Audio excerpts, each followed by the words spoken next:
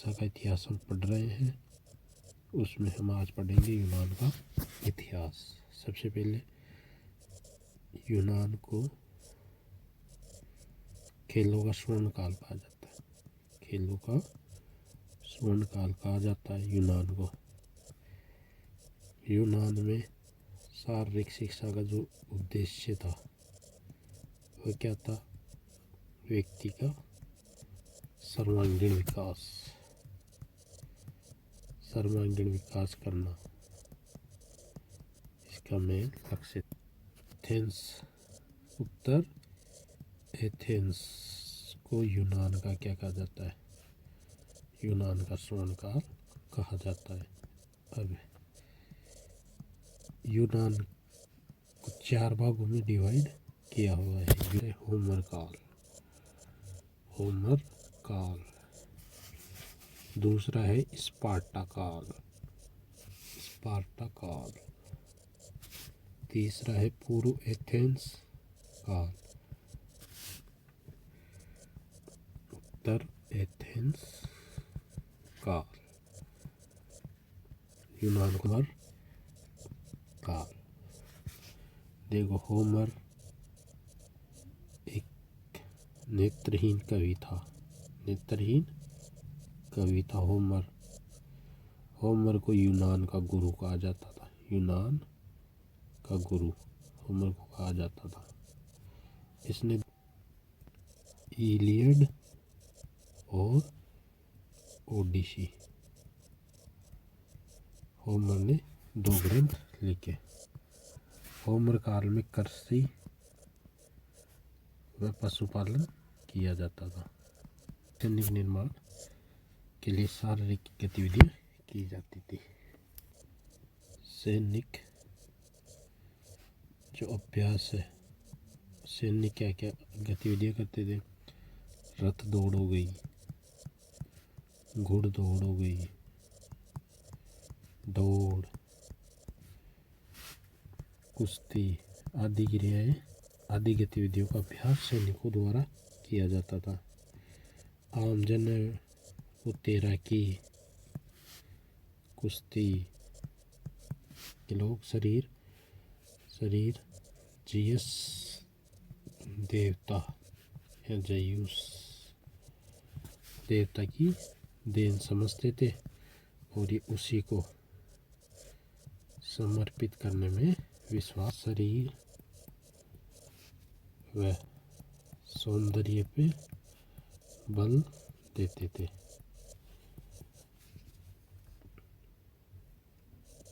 संगीत व नृत्य की गतिविधियां की जाती थी धार्मिक अवसरों पर। इसके होमर नेत्रहीन कवि था यूनान का, इसको गुरु का। इसने 2 ग्रंथ लिखे थे, इलियड और ओडिसी। ये आपके लिए इम्पोर्टेंट है। नेत्रहीन कवि था। होमर काल में लोग कृषि और पशुपालन करते थे। सैनिक निर्माण की गतिविधियां की जाती थी। यानी इनका लक्ष्य था सैनिक बनाना। सैनिक अभ्यास में रथ दौड़ हो गई, घुड़ दौड़, कुश्ती, ये सब। और जो आम जनते को तैराकी, कुश्ती, तलवारबाजी।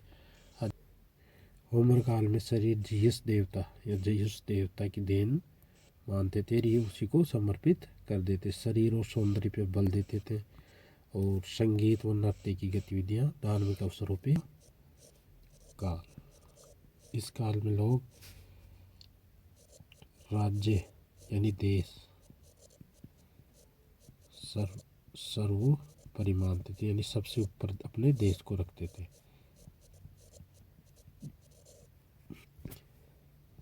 सैनिक निर्माण इनका सर्वोच्च लक्ष्य था, यानी सैनिक निर्माण करना ही इनका एक लक्ष्य था। जिम्नास्टिक की गतिविधियां करते थे। स्पार्टा जीवन काल, इसको अलग अलग भागों में बांटा था। 0 से 6 साल तक माता का संरक्षण बच्चे को प्राप्त होता था। इसमें देश या राज्य के प्रति भावनाओं को विकसित किया जाता था। फिर 6 से 12 तक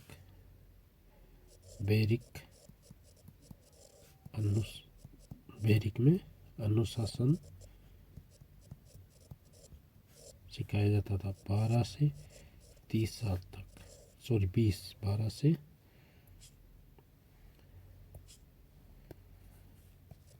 से 20 साल तक कठोर सैनिक प्रशिक्षण दिया जाता था। 20 से 30 राज्य की सेवा। 30 वर्ष बाद शादी की अनुमति दी जाती थी। 30 से 60 वर्ष तक राज्य की सेवा करते थे।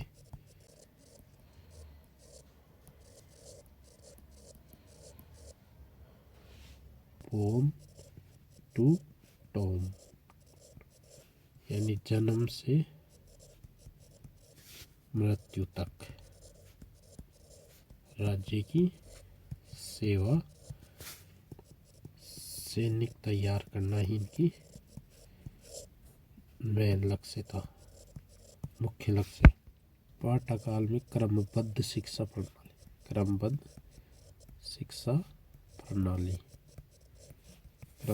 प्रणाली को एगॉग कहा जाता था। और ये क्रमबद्ध शिक्षा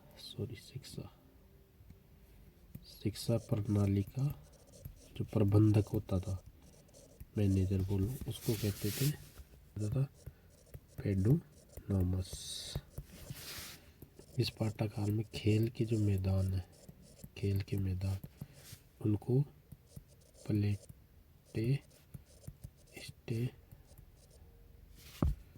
स्टिक्स कहा जाता था। जो जिम्नास्टिक जो नृत्य करते थे, जिम्नास्टिक नृत्य को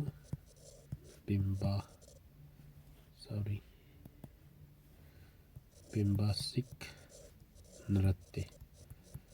सैनिक जो डांस करते थे, सैनिक नृत्य जो करते थे, उसको कहते थे पारहिक या पापहिक नृत्य कहा जाता था। सैनिक प्रशिक्षण अधिकारी नियुक्त किया जाता था। उस अधिकारी को ई-फोर्स कहा जाता था। सैनिक गतिविधियों में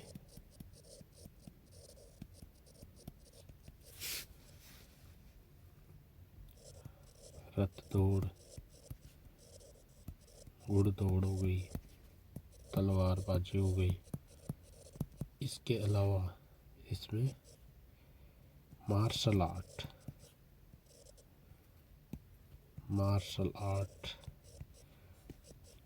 हथियारों के बिना व हथियारों के साथ युद्ध करने का प्रशिक्षण दिया जाता था।